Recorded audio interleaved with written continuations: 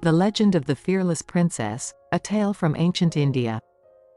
The land of the Maurya Empire, where mighty elephants roamed and the Ganges River flowed like a lifeline through the fertile plains, there lived a young princess who came to be known as Rani.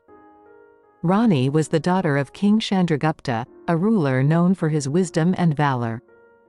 From a young age, Rani showed a fierce spirit and a sharp mind, qualities that endeared her to her father and the people of the kingdom.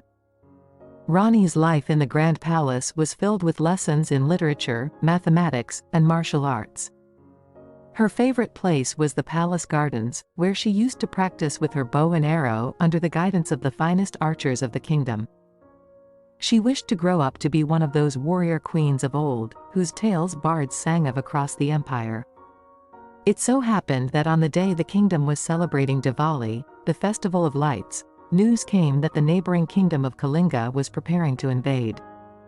The ambitious king of Kalinga, Ashoka, had set his eyes on the Maurya Empire, and his strong army was marching toward their borders.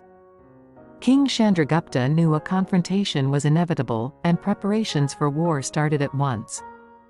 Though just a child, Rani insisted on being part of the defense. She donned her armor, mounted her horse, and was ready to prove her courage. The king, however, was worried but saw the determination in her eyes and allowed her to join the forces. With the Maurya army moving to confront the invaders, the air was rife with tension and anticipation. The two armies clashed on the plains outside the Daya River. The battle was fierce. Warriors on both sides were very brave. Rani fought like a seasoned warrior, her arrows being thrown in the right direction and finding their mark with unerring precision. Her presence on the battlefield inspired the Mauryan soldiers, who rallied around her. In the heat of the battle, Rani spotted the enemy king, Ashoka, commanding his troops from atop a hill. She realized that if she could capture or defeat him, then the course of the battle would surely change. She, with a small contingent of elite soldiers, passed through the enemy ranks, making her way towards the hill. The hill was steep, but Rani's determination was even steeper. As she reached the top, she faced Ashoka and his personal bodyguards. There followed a fierce skirmish, and by sheer strength of will and agility, Rani managed to disarm Ashoka. As she held her sword to his throat, she saw something in his eyes that she didn't expect.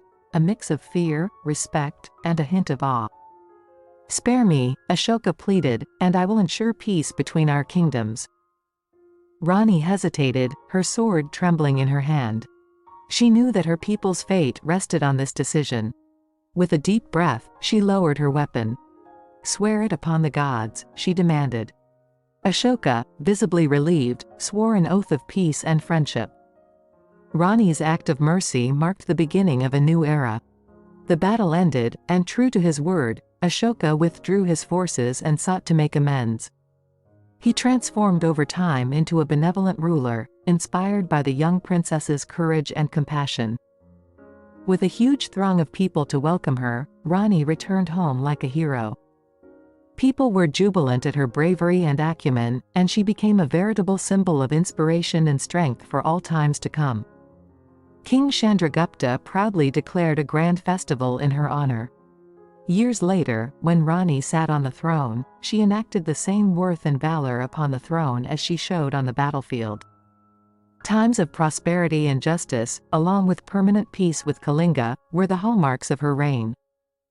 The legend of this fearless princess slowly but steadily spread far and wide to become the timeless tale of bravery, compassion, and forgiveness.